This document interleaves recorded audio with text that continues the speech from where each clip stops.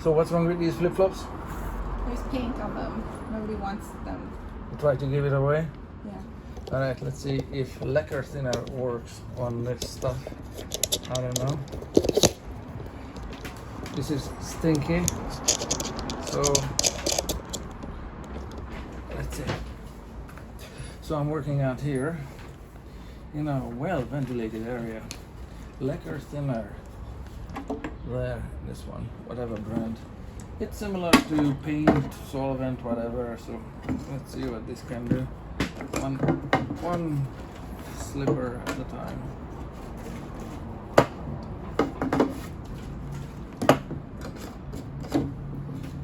There. Let's see if it works. May not. Oh yeah. I think we've got a winner here. Nobody wanted it, huh? So you might want to clean your stuff with lacquer thinner, and then it's good as new. Just do it somewhere in a shed or wherever. It's super stinky, toxic stuff. In there.